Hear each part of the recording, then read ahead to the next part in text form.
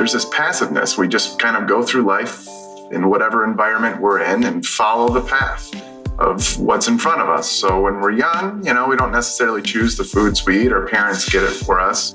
And then, we do become adults, but it's at some point, it's like you don't really think about this slow, insidious weight gain that occurs over life. And then obesity occurs, and then maybe you make a decision. Now you do make choices to then fight against it. The problem is that I'm not going to say it's futile fighting against it, because obviously people can be successful, but it's actually difficult. Their bodies and environments fight against us. Okay, I've got something exciting to share with you. Over the past few months, my team and I have been working hard behind the scenes to create something special for you, my listeners. If you're an executive, entrepreneur, or other high performer looking to lose 20 to 30 pounds of fat, transform your body, and to do it all without giving up your favorite foods or your social life in the process, then you're gonna wanna hear this. I've never done anything like this before, but I'm confident it's going to help you win big with your health in 2022. So if you're excited to see what I have planned to help you, go to legendarylifepodcast.com/Facebook to join my exclusive Facebook group. Again, that's legendarylifepodcast.com/Facebook. See you inside.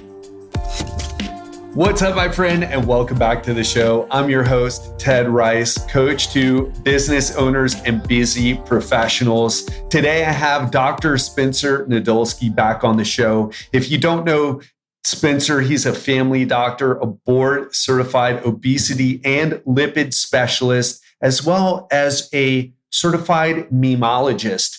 And if you don't know what that is, you got to go to his Dr. Nadolsky Instagram account. One of the things I love about Spencer is he uses humor to educate people on health and fitness, on nutrition in particular. And it's something that I think is missing, including from this podcast. I try to involve humor as much as possible, but he really does a great job with it. And he's one of my favorite people to talk to. If you're looking for some excellent information from a doctor who not just uses medicine to help people get to the next level with their health, but also uses what's called lifestyle medicine to treat and prevent chronic disease. In other words, he's a doctor who lifts. He's in great shape. He's a former wrestler. He was ranked top 3 at one point in the nation. And he speaks all around the world about weight loss and health. He's also the author of The Fat Loss Prescription and The Natural Way to Beat Diabetes. So welcome, Spencer, back to the show. I know you're going to love this conversation. And without further ado, let's get into it. Spencer Nadolsky, thank you so much for coming back on the show, man. It's been about a year, I think. And the battle rages on online, doesn't it? The battle against misinformation. So thanks for coming back on and helping to fight it. Of course, anytime. I'm always here to fight the misinformation epidemic here. The epidemic of misinformation about nutrition. I just want to start off and say and ask you, what's been going on? What types of changes have you seen, say, after or during rather the pandemic? What are people struggling with? And I don't mean vaccination and that type of thing. That could be for another day or another podcast. But with health, with nutrition, what do you see people struggling with out there right now?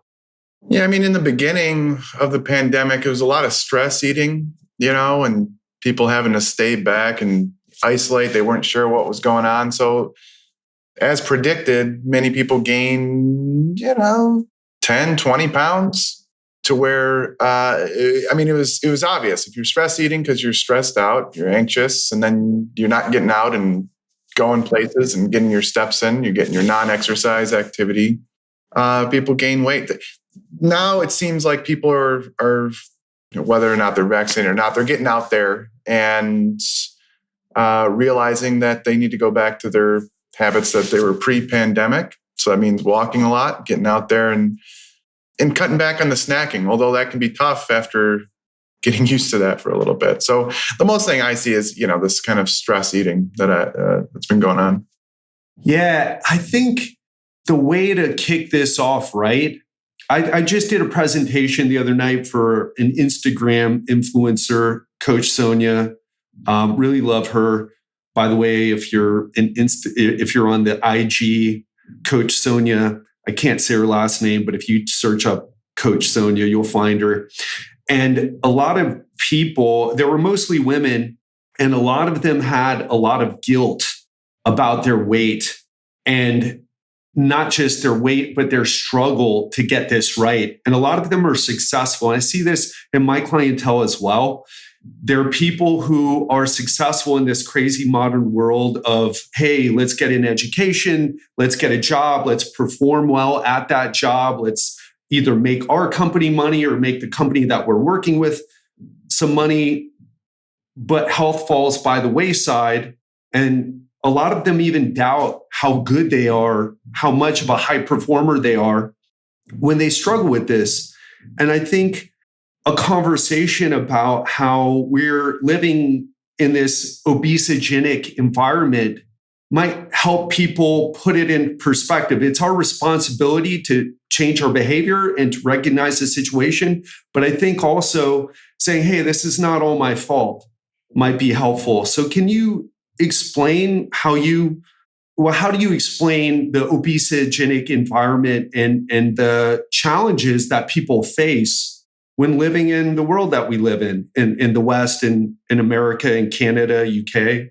How do you explain it to people? Yeah, I usually say that obesity is not a choice. And people are like, whoa, wait a second. But you choose what you eat, you choose how you live and all that type of thing. Yeah, true. We do make choices during the day, but we have this kind of passive, there's this passiveness. We just kind of go through life in whatever environment we're in and follow the path of what's in front of us. So when we're young, we don't necessarily choose the foods we eat. Our parents get it for us. And then, yeah, we do become adults, but it's at some point, it's like you don't really think about this slow, insidious weight gain that occurs over life. And then obesity occurs, and then maybe you make a decision. Now you do make choices to then fight against it. The problem is that I'm not going to say it's futile or futile fighting against it, because obviously people can be successful, but it's actually difficult. Their bodies and environments fight against us. So once you've gained the weight and then try to fight back, people talk about the metabolic adaptations or metabolic rate goes down. That's not as big of a deal as the appetite differences, and also being surrounded by foods that are just hard to say no to. So like, okay, so you're 300 pounds, let's say, or 250 pounds, and you lose, 25 to 50 pounds, which is actually really good. If you're 250 pounds, you lose 25 pounds. That's 10% of your weight. That we'd call that a medical success, as long as you keep it off for at least a year. Let's say you get 50 pounds off, then you're looking at 20% of your weight. That's where you start seeing really big changes in your appetite compared to before. Your appetite is trying to drive you to eat a little bit more. So yes, to combat that, you're supposed to be eating mostly whole, non-processed or minimally processed foods, I should say. So lots of vegetables, lean meat, whole grains like lentils or oats, lentils, tubers, and that type of thing. Satiating whole foods. Problem is, you're going to work and it's donut day at work. You come home to a family, kids want their goldfish and the crackers, and the wife or spouse or whoever it is, if you're a woman listening, partner, husband, whatever, whoever you're living with, your friends, family, all these things they may not be on the same plan as you, or not on the same wavelength. So all these people start offering you certain foods. It's tough. It's you can do it. You can make the choice to fight back, but there are many drivers against you. So our genetics didn't all of a sudden change. Our environment's the thing that changed. So the famous saying, it's one of these obesity researchers, very famous guy in academia, not in the social media world, but George Bray, genetics load the gun, environment pulls the trigger. So, there are people that have had these genetics that have had a propensity to gain weight, but in the past it was just small. You didn't really see it much. You have a couple kids in class that maybe had obesity, but now we're seeing much more of it, and it's simply because that threshold or that level has just been pushed up a little bit everywhere by the environment. So again, I say obesity is not a choice in the context that we all kind of go through life passively, not really thinking about it, and just kind of doing our normal daily routines how we normally would. You have to actually make the conscious decision to kind of fight back, because we're all on this path to have a few extra pounds than we probably should. Right. So people have this guilt around their weight and their struggles with weight, but they don't realize that, it's kind of interesting, because I've made the connection or the metaphor rather of brushing your teeth every morning, right? It's something we all do. It's something we do along with taking a shower. We learn that from our parents, and it's a habit. We don't think about it, and we need to do it. And there's social consequences to bad breath or smelly underarms that are immediate. But our parents, in most cases, I know you probably have your kids training and lifting weights and doing all types of cool stuff, and you're feeding them a certain way. I know your wife's a doctor and she's into health as well. Trying. Although they like their goldfish. They like their goldfish and Cheez-Its and cookies and stuff. We just try to give them the best shot possible. Trying. Right. And even then, it's a struggle with both of you being doctors, both of you being in health and fitness, taking care of yourselves. And even then, it's a struggle because of the environment.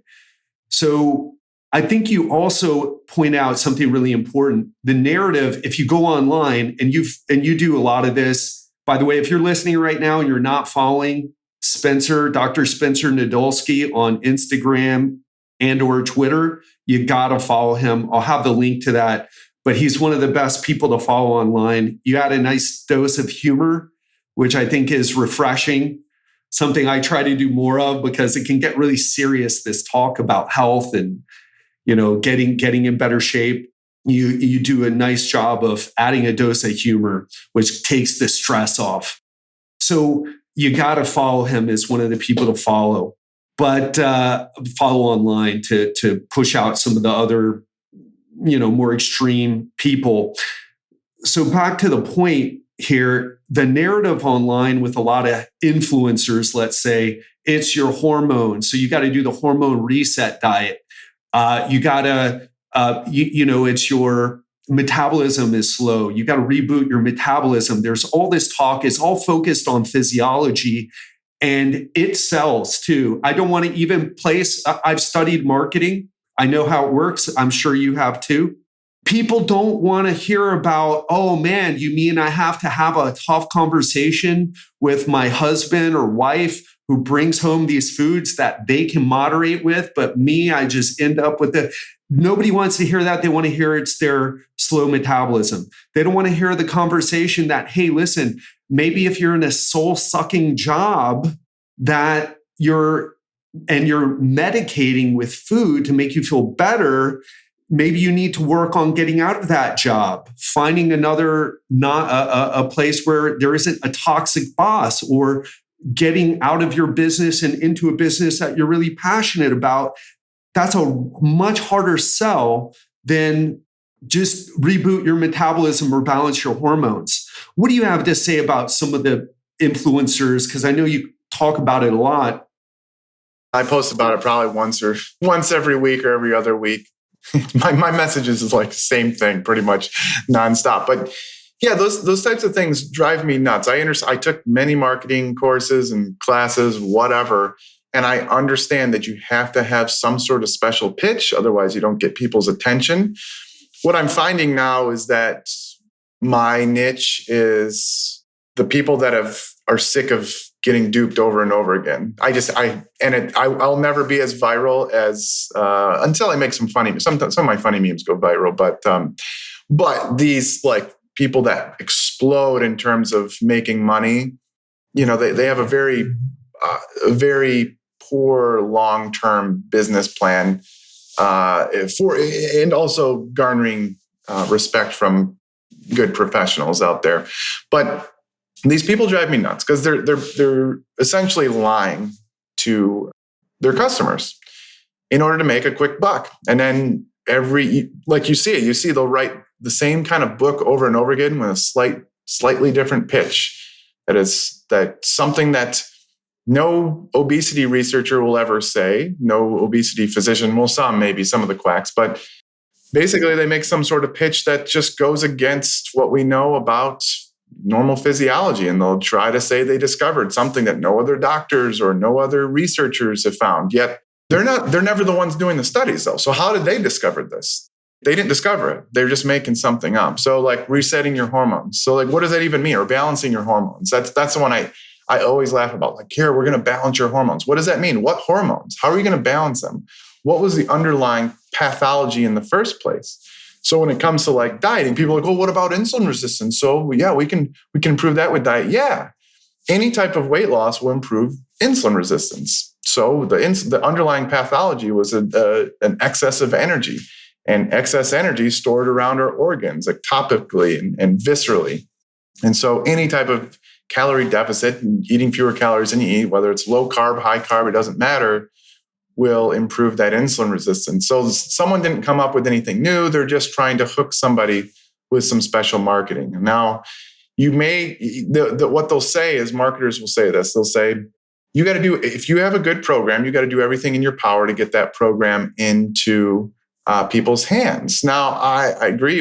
If you have a good program, but ethically, you still shouldn't lie about it, because what happens is that you end up lying and you create a false narrative and potentially false hope. And when somebody then maybe is successful on the program, they'll tell somebody else and they'll fail and they'll think, well, maybe I'm broken because clearly my hormones are messed up and this didn't reset them or whatever. It doesn't matter. When you say you have the secret and then it doesn't work, it just adds one more time to where that person goes, why even try? Because this doesn't work.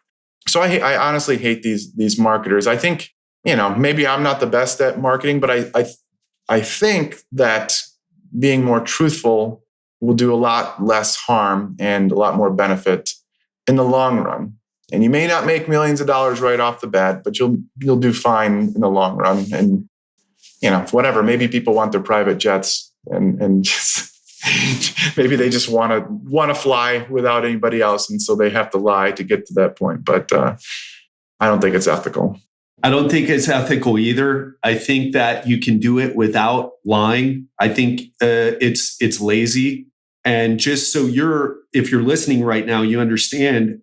People just lie and they don't know how to market, quote unquote, market in a better way. Right. And this is not just people who are without education. By the way, I'm a college dropout, but let's talk about this because we're in this weird world where like I say I'm a college dropout. I was doing my pre-med requisites. I got straight A's. A parent died. I dropped out. Right, to take care of my dad when my stepmom died. But it doesn't matter what my qualifications are if I'm basing what I do on the physiology on the best evidence that we have with, say, the studies that Kevin Hall has done on the mechanism that causes weight loss, for example, it's calories, not the carbohydrate insulin model. And as far as the psychology is concerned, cognitive behavioral therapy versus, I believe it was an ER doctor that I saw that you shared. She's a medical doctor, did all her pre-med requisites, went to medical school for 4 years, did her ER training, and there she is on TikTok promoting a hormone balancing cocktail. I don't know if you remember that one.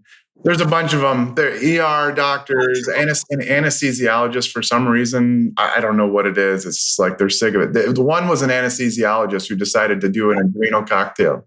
I remember, just horrible. Just like, it's like you're just making up stuff. You're just being a huckster for the heck of it. I don't know. weird. Well, can you talk about that? Because I feel like just a few decades ago, if someone had an MD behind their name, they really had a lot of authority, a lot of trust that you could put in them. And now we're in a weird world where that isn't necessarily, and granted, let me say this to qualify what I'm saying here. I'm talking about not the doctors that are just like in their offices, in their clinics every day working with people, but the ones that are posting on social media. It's this weird world where their qualifications don't necessarily mean anything. I'll say one more thing, and then I want to hear your thoughts on this. I've had people say to me, Ted, you say that carbs aren't inherently fattening, but I just listened to a podcast and a doctor said it was all about, like Jason Fung, for example, it was all about insulin. You're not even a doctor. How am I supposed to listen to you and believe what you're saying when a doctor's here on a podcast and he's talking about the hormones as being the key to weight loss? What do you have to say about that for the person listening who's trying to figure this out? It's really tough. How do you know who to trust? And, honestly, I don't think the general population is trained well enough to know in the beginning. And I think, I could give you some red flags. If somebody says this is the absolute truth, that's a red flag. Like, hey, we have studies on certain this. It seems to be this is likely the case. There may be something that has to do with this, but most of the data supports X. If somebody comes in and goes against the current consensus, big red flag. It doesn't mean that they're wrong. There's certain things that the consensus gets wrong, but more than likely, if everything they're saying is going against and they're just being a contrarian, they're probably making something up. But again, there are certain instances where that, some things happen to be true. A lot of these people that make up claims, they're not doing the original research. That doesn't mean they're wrong. It just means they may be distorting the truth. So someone like Jason Fung, for example, he comes up with this great story, but it's the same story that Gary Taubes and all these people, they come up with the same thing that nope, carbohydrates increase insulin. Insulin is an adipogenic hormone, storage hormone. We learned that in medical school, and therefore eating carbohydrates is fattening. Well, okay, let's actually do the experiments. Well, yeah, like you said, Kevin Hall and there have been a bunch of other studies that've done this. And also, normal doctors that see people in the clinic, I followed a high carb, low fat diet and I lost weight and I've kept it off for a few years. So that by itself would go against anything that these people are saying. So it's hard to know because for example, why would you listen to me? Some people, I get on these podcasts, people will say, he's a doctor, you got to listen to him. And I'm always like, all right, yes, that's true. But and that's great that people see the authority in my degrees and specialties and whatever. But there are a lot other people like me in the same academic, and maybe they're at Harvard. The worst, here's the ones that kill me. The ones that go to Stanford, Harvard, any Ivy Leagues, and they're quacks. And so then because they went to Harvard and I didn't, people are like, no, that person went to Harvard, I'm going to listen to them. And I'm like, okay, so this is the same spectrum. So for you didn't go to medical school. So why should we listen to you? Well, you still follow the lines of evidence that we know are true. And I think as long as people are backing up their claims with evidence, now the problem is the general population may not understand how to assess usual evidence, and it's okay. So sometimes it just takes some trial and error and kind of figuring out your way through it. But there are a lot of people out there trying to push back against this misinformation. There are a lot of registered dietitians who are PhDs and physicians who are PhDs. They make up stuff. They go to Harvard and they're like, I'm going to use this Harvard namesake and I'm going to say whatever I want and make big claims without great evidence, or the evidence that they use is in mice that they distort to fit their narrative. And it's hard. I can't give you a perfect template to say, here's how to know if somebody's full of it. Red flags should go off. Certain things that goes against conventional wisdom. And again, conventional wisdom isn't always correct, but it should throw some signs up there and maybe look it up. And there are lots of people out there myth busting. Brandolini's law, it takes a lot more effort to dispel the BS that's out there than to give the right information. So like when somebody says, no, artificial sweeteners are fattening, and it's because of the insulin and hormones or whatever they'll say, because of the microbiome. Yeah, the microbiome or something like that. So then you got to go, ugh. Okay, so then you have to explain it. Okay, we have XYZ studies that have done this and this. And it takes a lot of effort to dispel these myths, but it sounds so much better to go, oh, chemicals and stuff that we don't really understand, it's bad for you. Anyway, sorry, that was a long rant on the situation, but it's very frustrating. So like a Jason Fung, okay, he comes up with a pretty good story, except we have a plethora there. How about that word? A plethora of data showing that whatever he's claiming isn't actually true. You don't have to fast to lose weight. You don't have to go low carb to lose weight. You can, though. You can. But anyway. When you say that, it brings up two things for me. So number one, it brings up a recent statistic that I read somewhere else. I forget. Unfortunately, I can't remember exactly, but it was talking about how there's a correlation between high IQ and confirmation bias.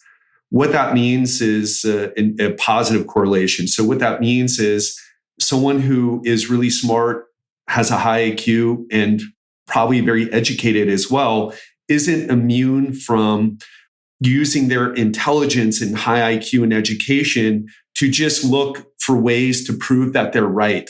And we're getting into this weird realm of like, well, who's emotionally healthy enough to kind of not be, extreme in their approaches and what they say. And, that's kind of a hard one to figure out. And I would say if you're listening, I don't know about you, Spencer. I would assume that you're kind of take the same approach as me. There's just some people who, whether it's their wiring, I've had a performance psychologist on, Chris Friesen, and he was talking about how we all have this, 40 to 60% of our personality comes from a genetic predisposition, something that we're born with. So if you're high on the trait of openness and low on agreeableness, you're going to be very open to what a lot of people refer to as conspiracy theories or maybe anti-establishment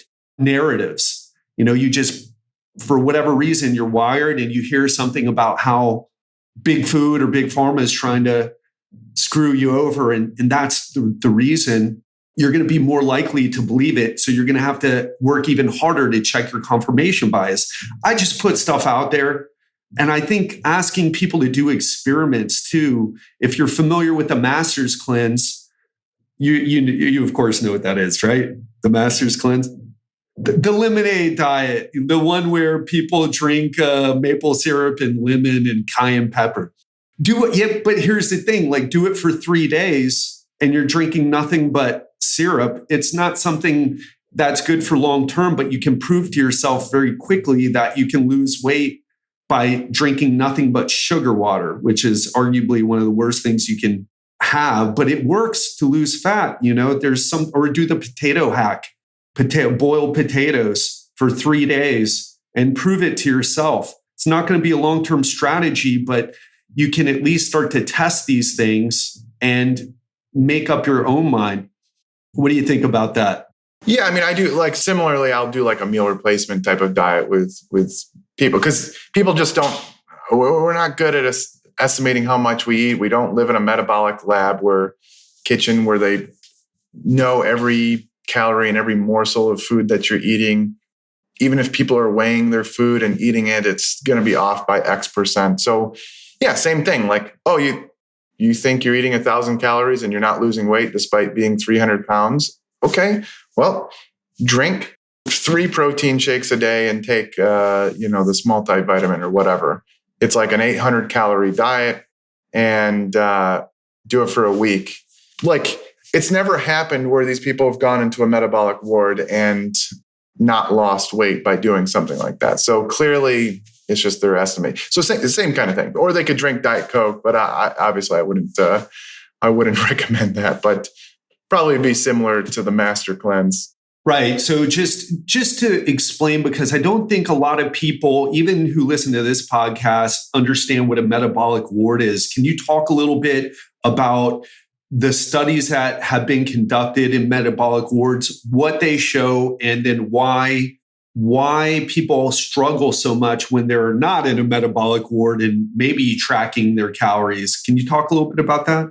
Yeah, these things, I got to visit Kevin Hall's metabolic ward a few years back. Pretty cool. I've never been in one. You just kind of learn about it through medical school, and highly, highly controlled environment where they measure everything, the ins and outs, how much carbon dioxide you're breathing out, and how much energy expenditure, and how exactly much you're eating and moving, and all this different stuff. So very controlled. So not what we'd call a free living situation where you do these studies where you tell people to go, hey, eat low carb, and you give them parameters to follow. And the other group, you tell them to eat low fat. And maybe you have a control group where you just tell them the usual stuff that a doctor says. Hey, go kind of eat better. That's what a usual doctor. So free living situation, there's just people do whatever they usually do. And it doesn't matter if you told them to do something, and even if you give them the best advice, you don't know if they're following it. Whereas in a metabolic ward, they have no choice. They're eating what they're given, and every little bit is measured in terms of their intake and their output. And it's really cool. I wish I had one just to, honestly, here's what I wish. I wish I could win one of those big lotteries, one of those big, like close to $1 billion lotteries. I'd build a metabolic ward. And this would be the coolest thing ever. Now, some people would call it shaming, and maybe I wouldn't publicize it, but I would, the people I get on Instagram that would say they have PCOS or whatever, and they're eating 1,000 calories and they're not losing weight despite eating 1,000 calories. I'd go, okay, all expenses paid trip to my metabolic ward. And let's see. Now, they've done some of these in the past. They've seen people that sign up, I'm diet resistant and I can't lose weight. They've done this in the past, and then they give them something called doubly labeled water, where they drink this stuff, and then they can measure how much energy they expend over time by measuring the metabolites. And like people say they're eating 1,200 calories and not losing weight, but then they see they're burning like 2,500 calories in a day or something like that.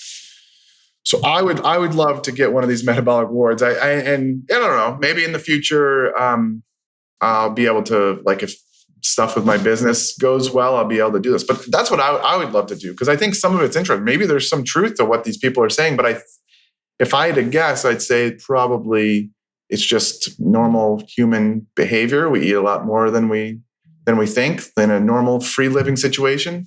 Some ways to get around that, some big researchers, they have to get a lot of money. And then what they do, they get one of these food delivery services where they know how much at least they're delivering, and they know they're getting the food, but you still don't know if people are eating and snacking in between and doing whatever.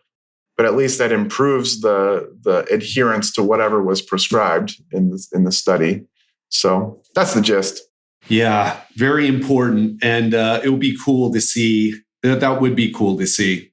Have you ever had a patient who, for whatever reason, there was a medical reason why lowering calories didn't work? And we're talking physiology here, not we lowered calories and they were stress eating or super hungry and had to eat, but really they were sticking to what you gave them, and then there was some sort of problem with fat loss. Yeah, no matter what, in a calorie deficit, like it doesn't even matter which type of medical issue. You get things like lipodystrophy, where you can't control where certain fat is being stored, something called Cushing's disease. It's still a calorie deficit, but the Cushing's disease is something where you either have a tumor in your brain or a tumor in your adrenal glands that's making your body produce a lot more cortisol than it needs, pathologic levels, super high cortisol. And then you see storage of fat around your abdomen. You get skinny arms and legs, and hunger goes high. But even still, in those people, if they're eating nothing, you can't store fat out of ions in the air. You still need energy. So I've had a few cases where significant hypothyroidism, where they're feeling so tired, and hypothyroidism, thyroid controls your metabolism. And actually, a lot of the weight gain that occurs in hypothyroidism is actually fluid. It's water weight. But a lot, I've had a few of those cases, but I've had a lot more cases where people say, they're 200, 300 pounds, or say they're eating 1,200 calories, and I give them a powerful appetite suppressant, and boom, 50 pounds comes off. So it's not that they were eating 1,200 calories and now they're eating 500 calories. They were never even getting close to 1,200 calories in the first place. So in the majority of cases, it's just that they're eating a lot more than they think they are. And then in some of these medical cases, so like PCOS, there may be some changes in appetite. There may be changes in where we store the fat. So it can start blurring the lines to where, like, hey, if they think they're eating this much and they're eating more, it's not necessarily, it's never their fault if they're eating more than they think they are, but it makes it that it's another barrier they have to overcome. So like we see it a lot in PCOS, and I think the studies need to be done a little bit more in that. PCOS is polycystic ovarian syndrome for people listening. There's some people, for some reason, with PCOS, women who struggle with their weight that have PCOS, they think the research shows that it might be an appetite difference. Some people think it's the differences in hormones but a lot of it's probably appetite related. So it's mostly appetite. You said something interesting. I forget when or where exactly, but you were talking about, so let's talk about this. The most successful weight loss approach that's been studied is obesity surgery. Something that's coming up that seems to be very effective as well is some of the drugs like semaglutide, if I remember the name correctly. And what these approaches do, and I'm kind of, there's a way to do this, I feel, for most people without those extreme things, but just so they understand the big needle movers, the big successes, what they do is they focus on managing your appetite. So many people are focused on, the carbs are making me fat, or it's the sugar or the chemicals in my food, but really it's our appetite. And that's the thing to focus on. In my coaching program, what we focus on is we focus on satiating foods. We look at this satiety index, we relate it to what people are eating in their MyFitnessPal when they track their food. Like, how many are you struggling with? When someone's struggling with hunger, it's like, well, how many of these satiating foods are you eating? And are you taking advantage of the gastric distension, that the stretch receptors in our stomach that send signals to your brain saying, hey, you're full? When a lot of people, they think like there's something really wrong with that. I've even had people tell me I'm kind of going off a little bit on a tangent, but I still think it's related. They think they have an eating disorder when they have a potato chip and they try to moderate and they end up eating the entire bag. Or me, I've got my thing with ice cream. I eat the entire, it doesn't matter if it's a pint or half a gallon, it's going to disappear very quickly. That's not an eating disorder. That's a normal reaction to a hyperpalatable food or ultra processed food. Can you talk a bit more about it? The future of obesity, handling obesity, is really about regulating appetite in some way, whether that's drugs, surgery, lifestyle change, food choice. Yeah, obviously, if we could, we'd prevent it from occurring in the first place, because once it occurs, it's harder to treat. So if we could just take out the environment. How are we going to do that? I have no idea. And I'm sure some of the things that I would mention would not go over well. Like what? Sugar tax? Yeah, but even that sure, on a population level that might have some. I mean, they do it with soda taxes and stuff like that. Honestly, like you just got to get rid of it. What do you mean? Get rid of Oreo cookies? Yeah, how are you going to do that? How are you going to have Big Brother? You're going to have the government go, all right, in every grocery store, you can't even buy this stuff anymore. That's not going to happen. We're not even close to that. That's just, it will never happen. You look at some of these places that haven't been westernized, and there's very few of these places left. And you just, how are you going to ever gain a ton of weight when all you can eat is mostly vegetables, and eat some tubers and some lentils and some fruit, and maybe once in a while get some meat in there. How are you ever going to gain weight? That's not going to happen. So to prevent it, that's really, I don't know. I mean, you could look back in the 1940s, 50s and see what was available. But the portion sizes were so much smaller. The fast food restaurants were much fewer, and you didn't have all these different things. And people ate home cooked meals a lot more often. We didn't have the variety of these chips, and I mean, these chips are amazing. I like ice cream, but like salty, crunchy, starchy, fatty chips, kettle cooked potato chips. I mean, are just like, it's just like, this is ridiculous. This is how good it is, So what are you going to do?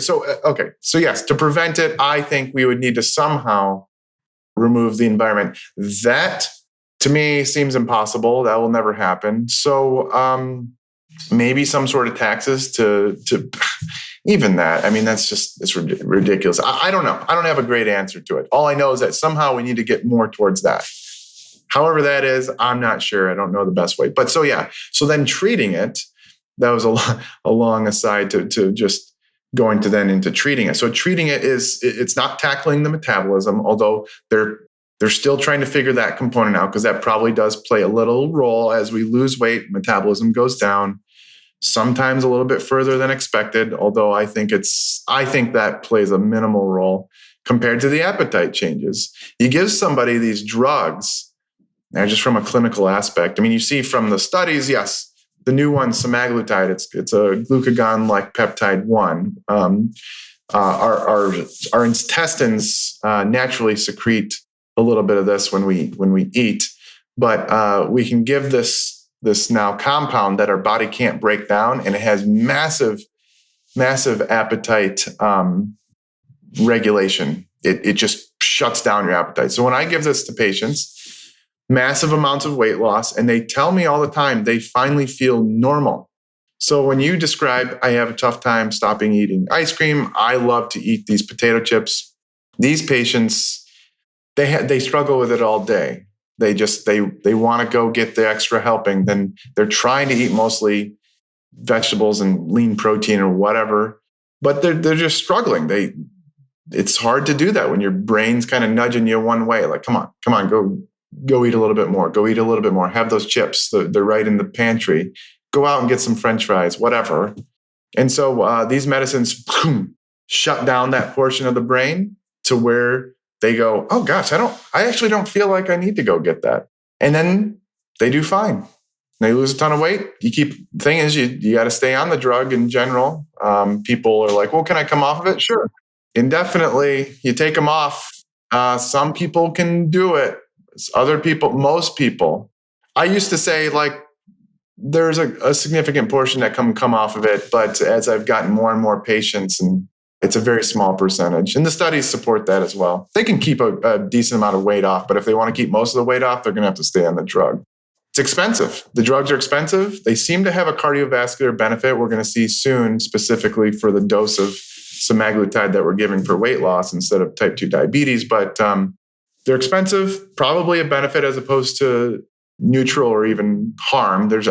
I would bet a lot of money there's no harm in this medicine. From the side effects, yeah, except to your bank account. Yeah. Spencer, I want to be really clear here, because there's someone who might need to lose 10 pounds or might wanting to go from just normal body fat to really lean, and hearing this and thinking maybe this is something they should try. When you're talking about an intervention like semaglutide, who is that right for? Yeah, the indications are this. If you have a BMI of 30 and above, And now, so you're obese. Oh yeah, do you have obesity? The thing is, like BMI. Some people are like, oh, I got a lot of muscle. I have a 30 BMI. You know, if you have abs and you have a 30 BMI, it's not for you. It's for people that have body fat.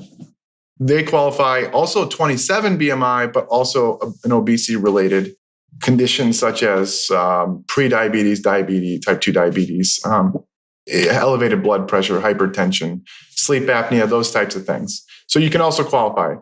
Now, one other reason that I would give it is someone who's lost a significant amount of weight and they are just struggling to keep it off because of their appetite.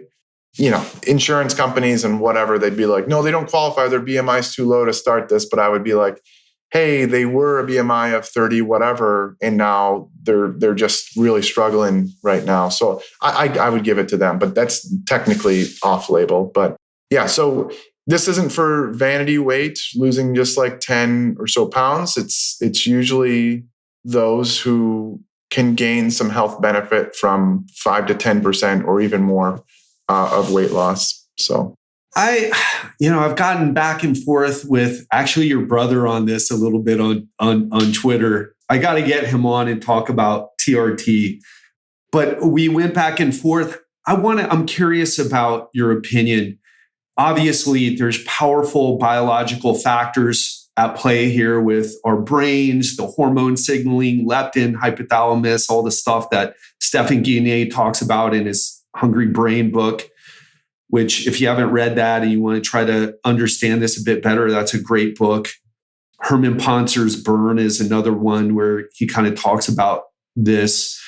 How much of this, in your opinion, because I know there's probably not a lot of research on it, is driven by psychological factors? Obviously, reduction or what do you call it? You can't separate the two. They're intertwined, interrelated, interdependent. But if we had to, and it's individual, but how do you look at the psychological factors, stress, poor sleep, and its effect on this, toxic relationships? There's clearly an effect. I would say most people have a combination of the two. Now, the thing is, though, I just made a meme. I can't share the meme because it's, I might be, I'm trying to be a little bit more, I'm trying to be a little bit more professional.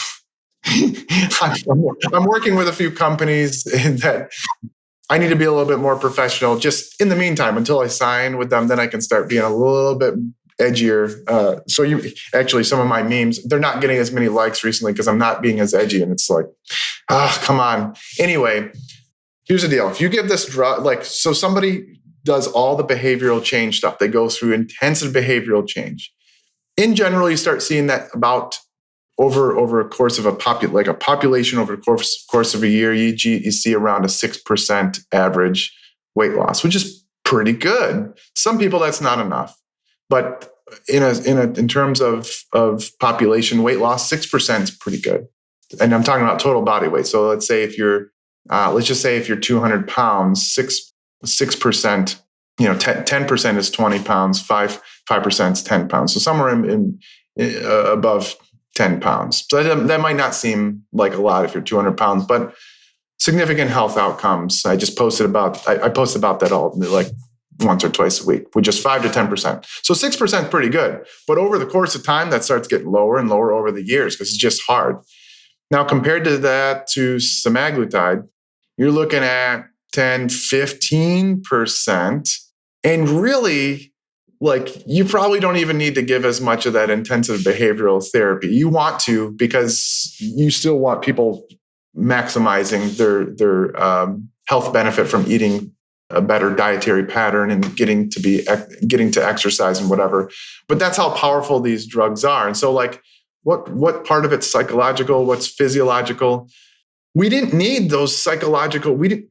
Are we all suffering from psychological issues now in this future? Maybe social media and lots of these different things are having an effect, and maybe that's part of that environmental effect. But I personally think it's mostly environmental, physiological, as opposed to psychological. I think the psychological stuff has a role, and I think it's important to address address it. And I think some people can be very successful, but most people still won't. They still won't be successful with psychology only. Unfortunately, I wish we could. That's the way I used to think until I learned more about how physiologically and biologically driven we are to eat. Again, there will be people listening to this and be like, what? I lost 100 pounds or 50 pounds and I've kept it off and I can do it. Anybody can. Unfortunately, not maybe anybody can, but not everybody will. And so it's just hard. It's hard. The physiology drives us so hard that the physiology may drive our psychology as well. So if you're always feeling kind of hungry, it may make you feel like you want to give up, type of thing.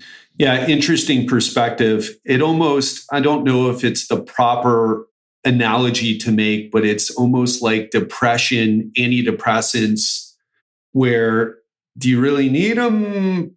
You could probably go to therapy, quit your job that you hate, leave your relationship that's not satisfying you anymore.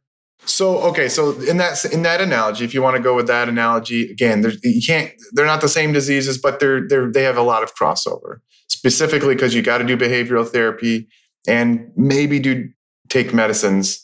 Depression's but there's situational depression, but there's also situational obesity. Someone dies in your family, as you discussed, you quit medical, your pre-med, right? So I have patients that they're fine. I see them, talk to them in a year or two because they were fine and they gained 50 pounds because their family member died or they got married or they changed a job and they're in a job that they hate. So yeah, technically you could be like situational obesity or weight gain and you remove them, or COVID pandemic. You remove them, we put them on an island where they have to hunt and fish and gather their own food and whatever, or we put them in a metabolic ward. Yeah, so certainly the psychology plays a role, but I wish if we had an environment that was conducive to not gaining weight by just, like I said, being on an island. If we're all on an island and we all had to get our own food, it wouldn't happen.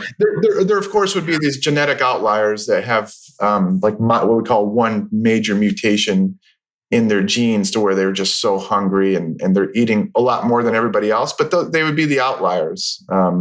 It wouldn't be prevalent. So anyway, it's just interesting thought experiment. Well, after thinking, I agree with you, by the way, because if we were all on that island, or if you hear about how the Hadza live in Tanzania and Africa, or the Shimane in Bolivia, these hunter-gatherer tribes, we wouldn't have this situation. So it's almost like we have the environment that's working against us. That's really the cause here. The environment and the mismatch between how our brains are wired. It's almost like you need the behavior change. You need the psychology, you need something to combat the environment.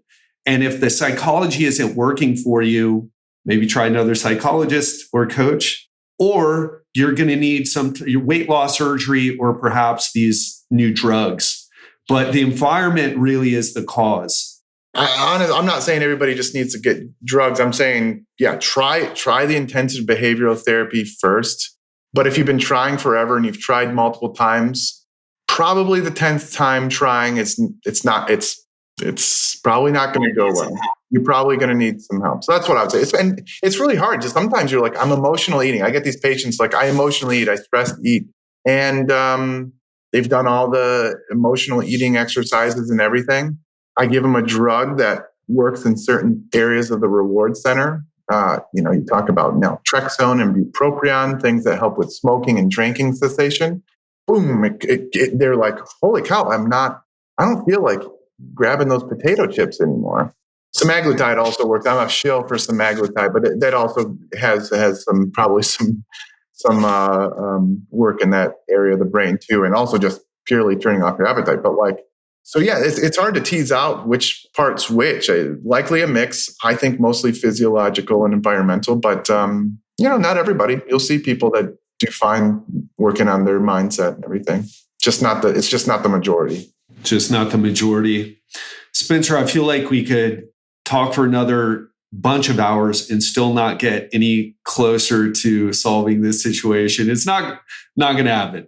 I wish I could solve it. I mean, honestly, like if I could Thanos, boom.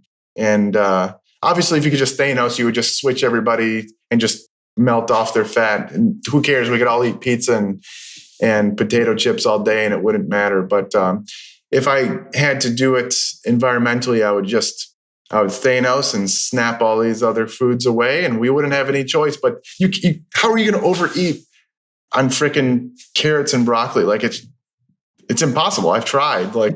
I'm like full. I was just eating boiled shrimp yesterday, or steamed shrimp yesterday, and thinking to myself, like, I couldn't overeat this. It's pretty good, but it's like it's not overly like delicious. It's good and it's filling and it's really lean.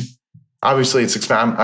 I live in an area where you go out and net a bunch of shrimp if you want to. It's pretty cool, but most people can. Shrimp's kind of expensive, but yeah, if we were surrounded by, gotta hunt your own fish, go fishing, and you grill some mahi or whatever, and catch some shrimp, and then mostly eat some vegetables and fruit from the tree and some nuts. There's no way you can overeat unless you have a true a major genetic issue, which is very rare. It's relatively rare, yeah.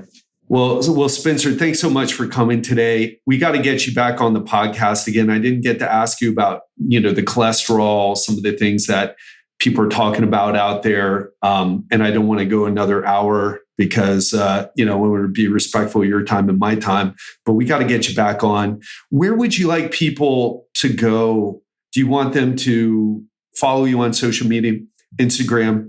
Instagram's fine. If you're interested, I have a start here guide in my bio. I get asked the same questions over and over again. So I just made a quick little white paper download for free. You join my newsletter, and then I send out an email every couple of weeks, basically talking about what's going on in the media with nutrition or something like that. But yeah, go check me out on Instagram at Dr. Nadolsky, DrNadolsky. Sure, Ted will put a link in. We'll pimp you out on the show notes, of course. We definitely need more people following you and getting better information to counteract all the things that we talked about earlier in the interview. But Spencer, thanks so much for coming on the show. I would ask you one more thing. What is the big takeaway you'd want someone to leave with after hearing this entire conversation we had? Yeah, I would say obesity is not necessarily your fault. It's losing the weight. If you want to do it, it's going to have to be your responsibility. Nobody else can do it.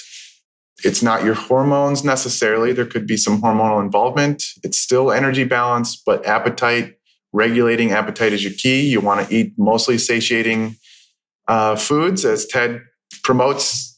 And if you need some extra help, you can see a doctor that can give you some medicine if you qualify, but try your best.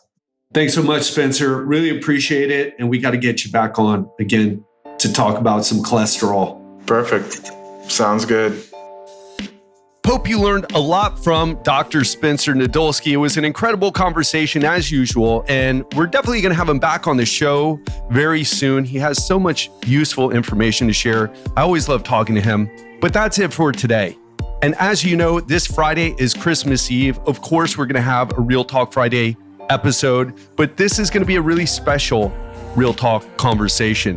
If you've been listening to the show for a while, you know I love this time of year, even with everything that's happened in my life, if you know my personal story. So I want to speak to you about gratitude, more specifically, Christmas gratitude in COVID times. I mean, can we still be grateful with all these crazy things that are happening around in the world right now? And I think that we can, and more importantly, we need to. There are so many things to be grateful for, but it can be a challenge. So we're going to talk more about that this Friday. We're going to talk about how gratitude isn't a list that you write down on a piece of paper. It's a state of being. We're going to talk about how if you're struggling with that, how you can shift yourself into a state of being more grateful. This isn't going to be the typical talk about gratitude. So stay tuned for this Friday and I will speak to you then. But before we go, I want to share with you on Monday, I will start a new special 3-part series about how to be successful in 2022, about how to make this new year your best year ever, despite the current circumstances. I'm super excited about this series. It's something I've been working on for a long time, and I can't wait to share it with you. So the first part will go live on Monday, and then we will continue on the next Friday and then the next Monday. So we're going to be skipping the next real Friday conversation, not this Christmas Eve, but the following Friday. So until then, have an amazing week and speak to you this Friday. Okay, I've got something exciting to share with you. Over the past few months, my team and I have been working hard behind the scenes to create something special for you, my listeners.